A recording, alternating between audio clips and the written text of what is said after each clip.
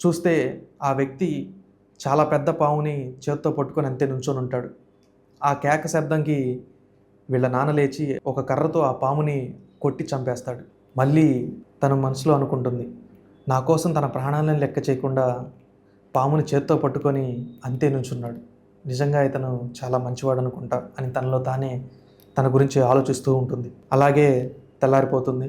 వాళ్ళందరూ వెళ్ళటానికి రెడీ అవుతారు.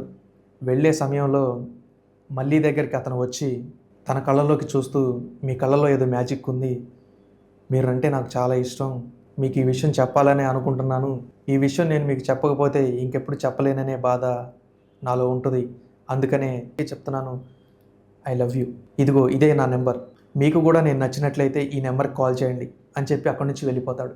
ఆ మరుసటి రోజు నుంచి మళ్ళీ తన గురించి ఆలోచిస్తూ, తను వెళ్ళే ముందు ఏ మాటలైతే చెప్పాడో అవన్నీ ఆలోచిస్తూ తనలో తానే సిగ్గుపడుతూ నవ్వుతూ ఉంటుంది. ఇలా కొన్ని రోజులు గడుస్తున్న సమయంలో మళ్ళీకి ఎంసెట్లో రిజల్ట్స్ వస్తాయి. ఈ రిజల్ట్స్లో ఈ కాకినాడ కాలేజీలో ఒక సీటు వస్తుంది. ఈ కాలేజీకి మొదటి రోజు వెళ్తుంది.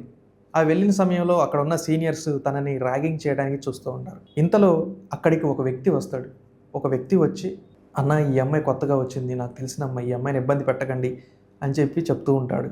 మళ్ళీ ఎవరు ఈ మహానుభావుడు అని చెప్పేసి ఒక్కసారిగా ముందుకు వంగి చూస్తే ఇంతకుముందు ఫోన్ నెంబర్ ఇచ్చిన ఆ అబ్బాయి పేరు దర్శన్. ఈ అబ్బాయి ఏంటి అని చెప్పేసి ఒకసారిగా షాక్ అయ్యి ఉంటుంది. అక్కడ మొదలవుతుంది వీళ్ళ స్టోరీ.